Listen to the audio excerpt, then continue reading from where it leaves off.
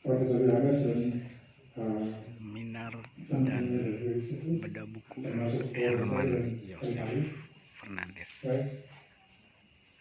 Ini teman-teman seperjuangan anggota GRIS. Ini dari Pemuda Nusantara, lulus dari alumni Muntilan. Herman Fernandes paling kanan, paling kiri, pakai kopiah.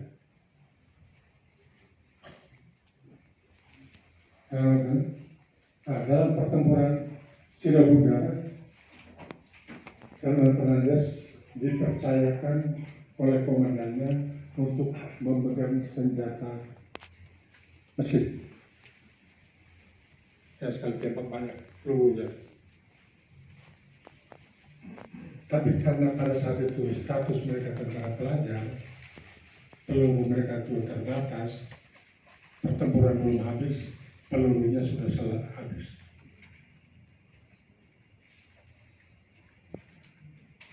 Di satu kesempatan,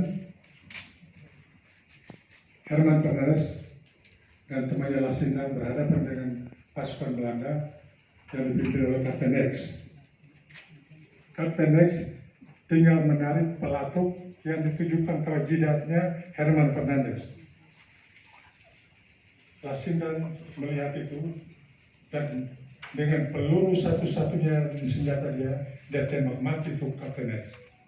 Jadi yang menembak mati Kapten X adalah Lasinda. Tapi dalam militer, Herman Fernandes bilang, saya yang tembak. Kesetiakawanan yang luar biasa.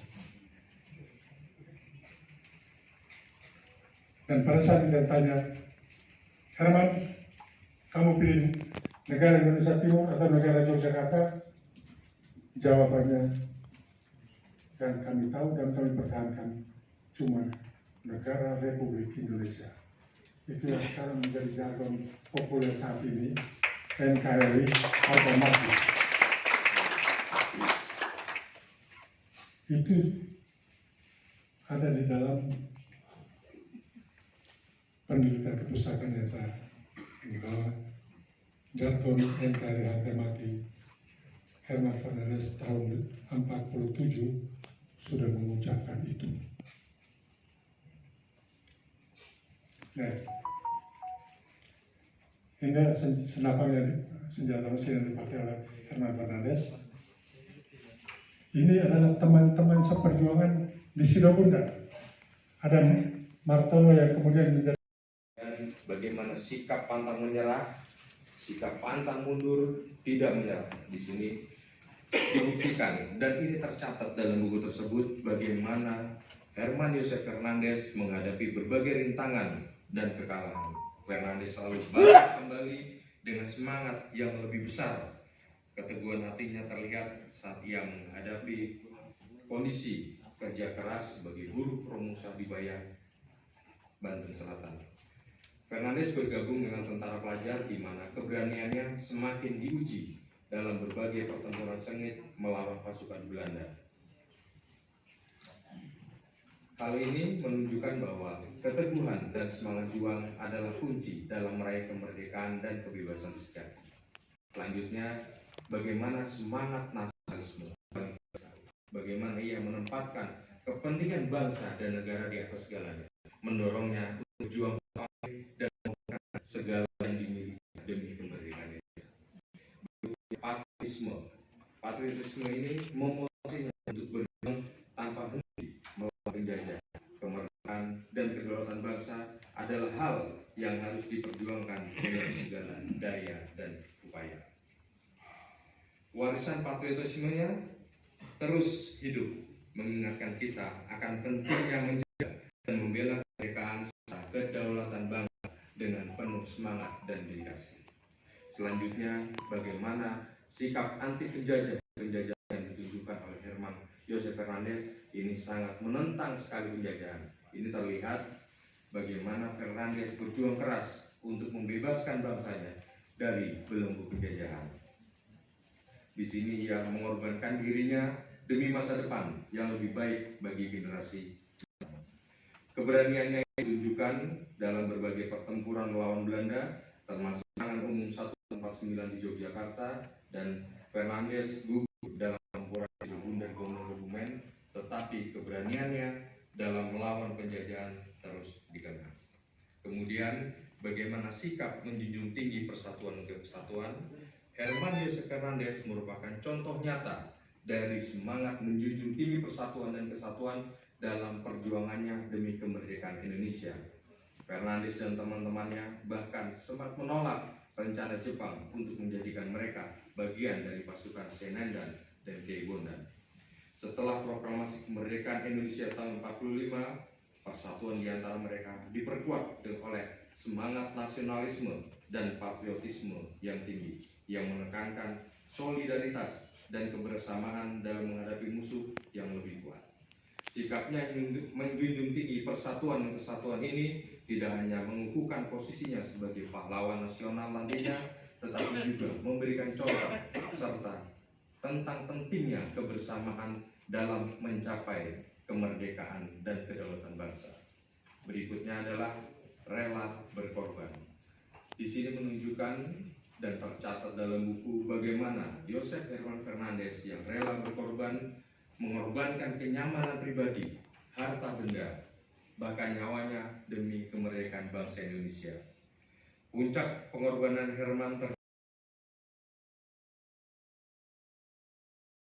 Nulis buku, sudah 11 buku yang ditulis, dan kita berdoa mudah-mudahan beliau segera menjadi guru besar.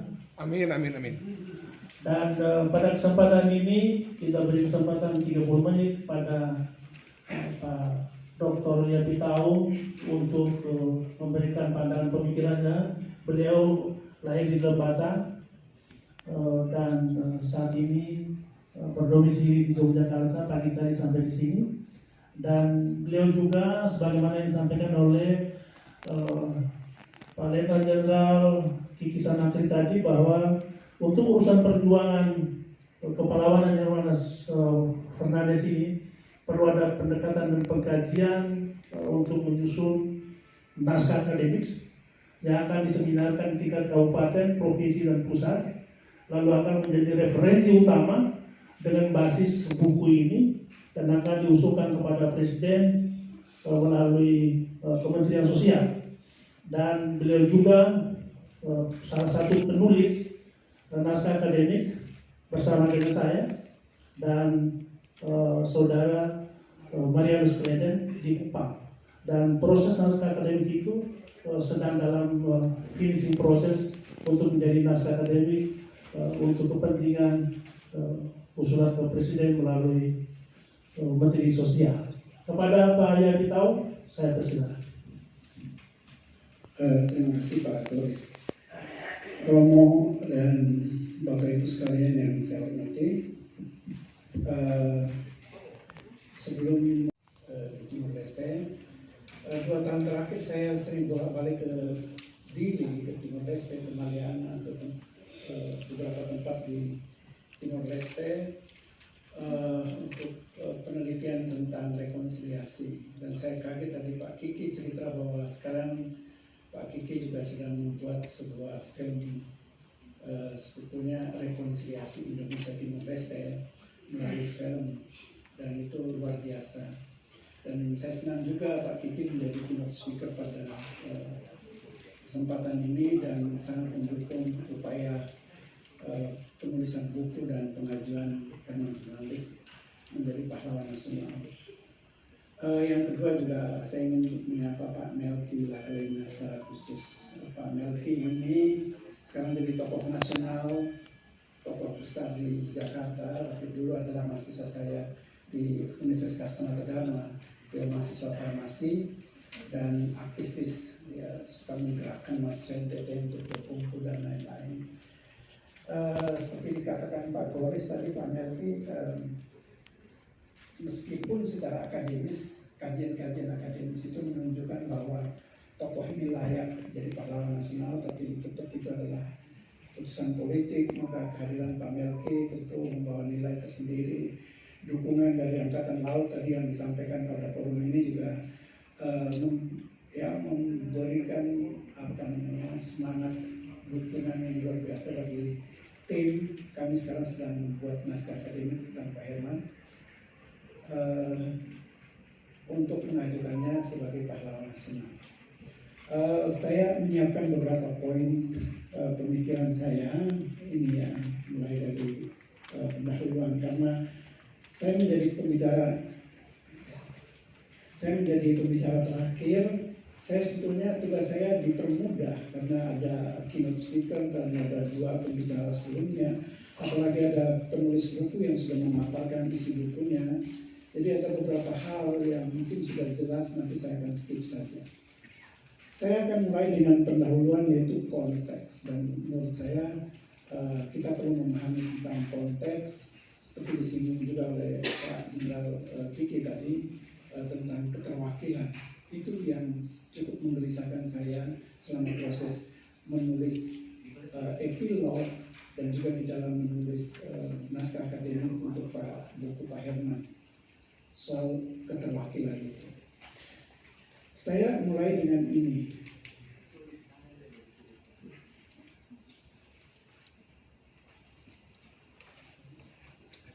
Oh ya,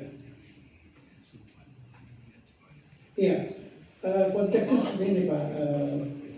Peringatan 17 Agustusan.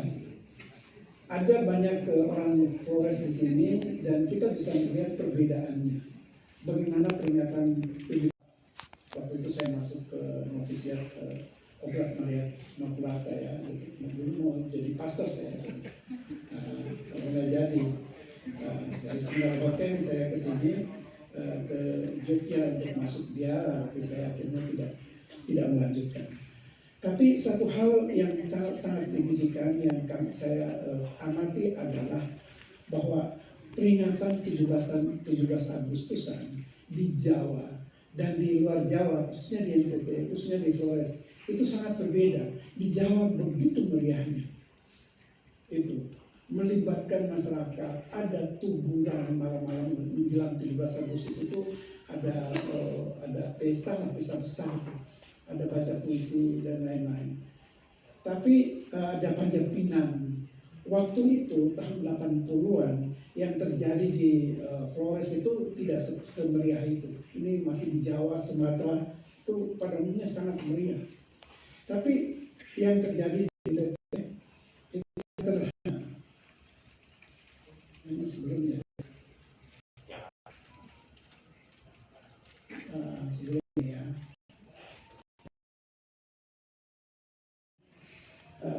Mungkin Flores sekarang itu berbeda, itu karena pengaruh televisi. Banyak lulusan Jawa yang pulang ke sana lalu membuat peringatan 17 Agustus itu menjadi berbeda. Tapi yang saya alami tahun 70-an, tahun 80-an, 17 Agustus itu urusan anak sekolah, bukan urusan masyarakat. Itu yang kita lihat. Itu berbeda dengan di Jawa yang begitu meriah. Nah, jadi kalau kita melihat Indonesia itu ada seperti perbedaan begitu. Saya mengutip puisi Soekarno yang berjudul Aku Melihat Indonesia. Kita harus akui dari berbagai pemaparan tadi juga dan dari berbagai informasi sejarah, Bung Karno itu dia pernah hidup di ND dan bahkan saya itu mengusulkan supaya ND itu dianggap sebagai bumi Pancasila karena ada informasi bahwa gagasannya tentang Pancasila itu muncul pertama kali justru di ND. Jadi mungkin Flores lah, bukan ND saja. Flores adalah Pancasila. Nah, bagaimana Bung Karno itu melihat Indonesia?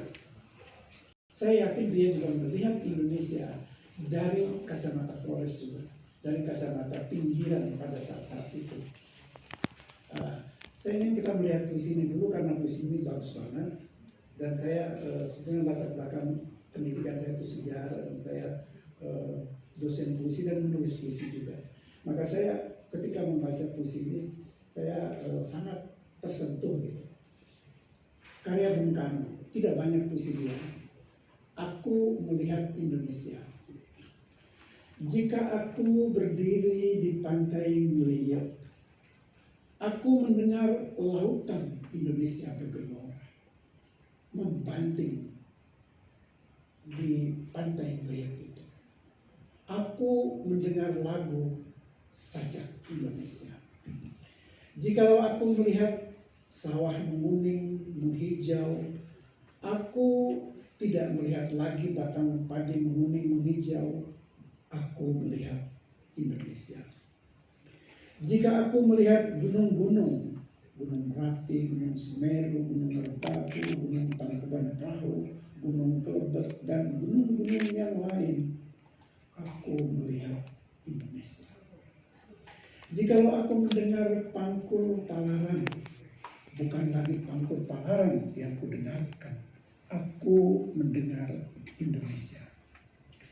Jika aku menghirup udara ini, aku tidak lagi menghirup udara, aku menghirup Indonesia. Jika aku melihat wajah anak-anak di desa-desa dengan mata yang bersinar-sinar berteriak, "Merdeka, merdeka, merdeka," aku bukan lagi melihat mata manusia, aku melihat Indonesia.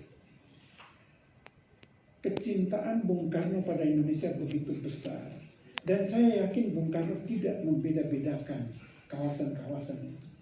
Pertanyaannya adalah, mengapa perayaan kemerdekaan itu begitu berbedanya? Apakah kami tidak berjuang membela bangsa ini, mengusir penjajah? Itu satu pertanyaan yang oleh Jenderal Kiki tadi, itu sangat sangat penting dan terbukti. Di Flores memang ada, di NTT, naik ya. Bukan, apa itu? Naik.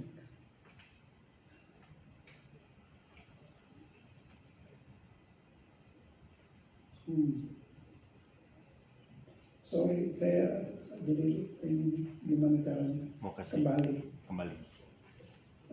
Kembali aja. Udah, saya mungkin dari sana sih kembali. Nah, ini saja. Kalau kita lihat pahlawan nasional, mari kita lihat petanya. Jawa Tengah tentu paling banyak, Aceh juga banyak sekali, Sumatera Barat, Yogyakarta banyak sekali, NTT itu ada ya, NTT nggak kelihatan di sini. Ada 3 pahlawan nasional dan 2 dari Pulau Rote dan 1 dari Sabu. 1 dari Sabu. I Handoko itu dari Sabu, sedangkan 2 Profesor Yohanes dan Pak Yohanes itu dari Rote. 2 Timor belum punya, Sumba belum punya, Flores yang Pak Karno, Bung Karno sendiri hidup di Flores itu, kami juga belum punya pahlawan. Jadi kalau lihat itu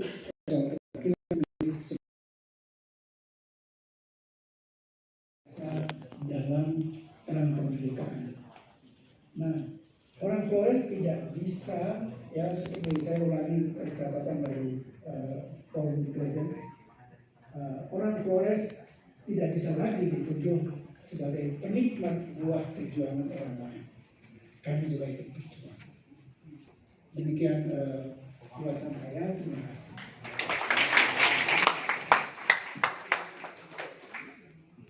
Terkait dengan pahlawan-pahlawan yang ada di NTT, itu solusi konkretnya.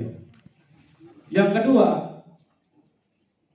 perspektif dari orang muda, sebagai kami orang generasi muda yang kemudian akan melanjutkan perjuangan ini, kami ingin bahwa kegiatan selanjutnya seperti buku seperti ini lebih baik dan lebih lagi dengan orang muda, karena hanya orang muda yang bisa melakukan revolusi. Maka ketika dorongan ini Herman Yosef Fernandes dijadikan pahlawan nasional, kami generasi muda siap dukung dan support dengan cara kami. Jadi ada 2 pesan. Pertama, perjuangan kita namanya diangkat dalam keputusan negara sebagai pahlawan nasional, tapi nilai-nilai perjuangan tadi harus mengakar di dalam kehidupan real masyarakat. Adik saya tadi sudah menyampaikan, saya sudah siapkan juga itu, mau sampaikan itu. Jadikan kurikulum nasional. Bukunya sudah disusun secara sistematis. Bobotnya sangat bagus. Pesan datanya luar biasa. pesan pendidikan tentang humanis sangat luar biasa. Tolong suatu tim ketemu Menteri Pendidikan masukkan di dalam kurikulum pendidikan nasional agar keteladanan dari Bapak Herman ini tidak sekedar hanya nama pahlawan nasional, tapi keteladanan itu jadi milik generasi-generasi Indonesia. Pertama adalah jalur formal, yang kedua jalur non formal. Bapak Kiki tadi sudah menyampaikan, saya itu dari tadi merenungkan kata kuncinya, keterwakilan. Itu multitafsir menurut saya. Bukan hanya keterwakilan pahlawan harus ada orang Flores, tetapi maknanya sangat dalam. Mudah-mudahan nilai tadi itu tersebar, tidak hanya untuk kepentingan orang Flores, untuk kepentingan orang NTT, tetapi kurikulum sudah masuk, publikasi juga menjadi penting, harus menjadi milik orang-orang rakyat Indonesia. Jadi ada dua media itu, pertama kurikulum pendidikan, yang kedua adalah media dibesarkan menjadi media nasional sehingga menjadi milik nasional. Karena dia pahlawan nasional, bukan milik orang NTT saja. Terkesan pertemuan kita ini adalah milik orang NTT. Maka bahas seperti kita itu PR yang sangat luar biasa. Jangan jadikan milik orang NTT. Beliau milik Nusantara. Terima kasih. Yang pertama, pertanyaan. Saya tertarik dengan 6 atau 7 organisasi yang dimasuki oleh Opa Herman Fernandes waktu kembali dari Banten ke Jogja. Salah satunya adalah SOPSI. SOPSI itu sepengetahuan saya adalah serikat buruh yang beraliran sosialis, dan pada peristiwa Madiun Affair 1948 banyak petinggi-petinggi atau orang-orang SOPSI yang dalam tanda petik dihabisi.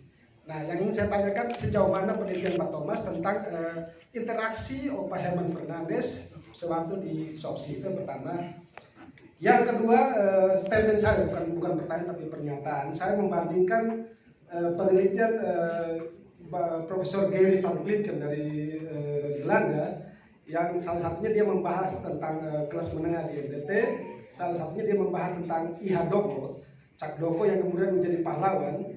Kalau saya bandingkan, Cak Doko itu dia hanya waktu zaman Jepang dia bisa dikatakan dalam tanda petik kolaborator dengan Jepang, berkolaborasi, tapi begitu kemerdekaan dicetuskan di Jakarta dan dia mendapat informasi karena dia adalah seorang guru, dia kemudian membuat deklarasi di Kupang mendukung kemerdekaan, dan hal itu yang menjadi corong bagi dia untuk kemudian dia menjadi pahlawan. Kalau dibandingkan dengan Opa Herman Fernandes, Cak Doko tidak ada apa-apanya karena tidak ada perjuangan fisik yang dia lakukan, pertama. Yang kedua, dia kolaborator dengan Jepang juga, sedangkan Opa Herman Fernandes menolak untuk menjadi Seibodang waktu zaman Jepang masuk. Jadi saya sangat yakin sebagai cucu juga dari Opa Herman Fernandes bahwa Opa Herman Fernandes layak dan pantas untuk menjadi pahlawan nasional. Terima kasih. Baik, terima kasih. Yang keempat dari sebelah sini. Ya, Bapak.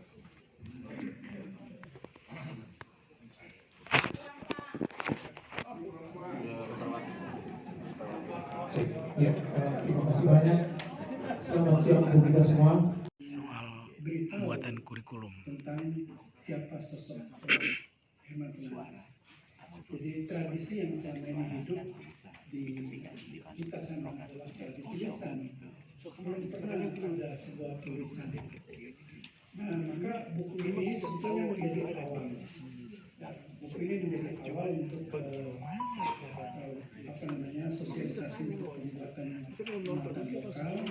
Dan menarik sekali Pak Ibu Sina tadi, bagaimana kalau nilai kepahlawanan, nilai humanis dari Herman Fernandes itu menjadi materi untuk tulisan di tulisan sejarah di bidang nasional. Nah, itu juga sebuah ide yang baik, dan kita tidak bisa menunggu untuk dituliskan, itu kita harus proaktif untuk itu. Materi bahan-bahan tentang Herman Fernandes untuk bukan dalam bentuk bukunya, karena bukunya cukup tebal ya, mungkin belum terbit, cukup tebal nih bukunya. Mungkin dibuat dalam bentuk-bentuk yang lebih singkat, supaya mudah disosialisasikan. Tapi saya setuju bahwa nilai-nilai kepahlawanan yang dia ajarkan, yang itu ajarkan dari Joseph Fernandes itu sangat patut untuk diajarkan pada generasi bangsa Indonesia. Egosentrik yang semakin hanya melihat dirinya sendiri.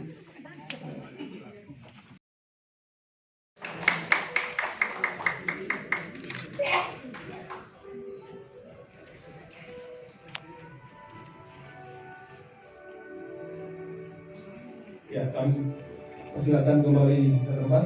Sebelum pulang Pak, masih tetap duduk di situ karena nanti ini ada sesi foto bersama. Selanjutnya kami undang dengan hormat penulis buku Bapak Thomas Atalajar dan juga Pak Ansis. Kami minta untuk bisa berdiri di depan. Pak Ansis Kleden.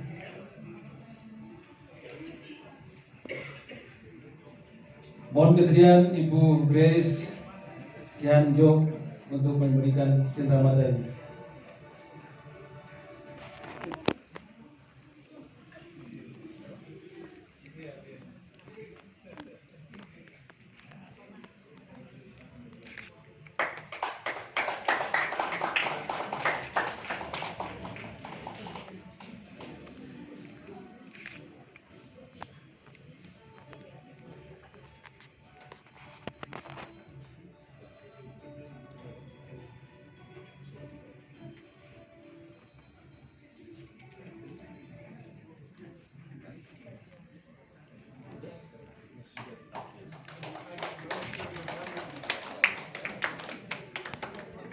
Ya Pak, saya Fernandes, tapi saya Fernandes dari Flores Barat. Kakek-kakek saya Fernandes ada di Larantuka. Terus beliau bercerita begini, saya sampai di meja ini sebagai dirjen itu karena jasa dari Fernandes. Saya bilang, bagaimana mungkin Pak? Begini ceritanya, Dek. Herman Fernandes yang meluputkan saya dan menghantar saya ke Panti Rapi di Jogja, dan saya masih hidup sampai saat ini. Kira-kira begitu ceritanya. Terima kasih. Terima kasih Pak, luar biasa menambah informasi buat kita semua. Berikut masih ada berapa? Berdua penelitian itu berat ya. Kepustakaan itu kan Omong-omong makan karena kalau menulis bisa lupa. Seminar bedah buku hari ini sudah selesai. Apa yang menjadi harapan Pak Thomas? saya harapkan bahwa pertama buku ini bermanfaat bagi banyak sekali orang, Ya. terutama generasi muda. Ya. Itu harapan saya. Kedua, harapan dengan buku ini dijadikan dasar untuk menyusun naskah akademik untuk memperjuangkan mengusulkan sebagai pahlawan nasional. Oke. Optimisme Pak Thomas sendiri kira-kira dalam tahun ke depan atau gimana? Tidak. Karena saya sebagai penulis sejarah, saya tahu persis bahwa untuk menjadi pahlawan nasional keputusan politik, bukan keputusan sejarawan. Oh gitu. Oke. Jadi kita serahkan, kita ikuti ya sesuai aturan dan syarat-syarat yang digariskan oleh pemerintah. Oh, oke. Tentang usulan masukan dan muatan lokal pendidikan di sana. Oke. Kita mau terutama anak sekolah di NTT ya. mereka mengenal perjuangan bangsanya. Oke. Karena terbalik yang saya temui di sana adalah orang kita lebih banyak mengenal pejuang-pejuang di luar daripada pejuang bangsanya sendiri. Oke. Terima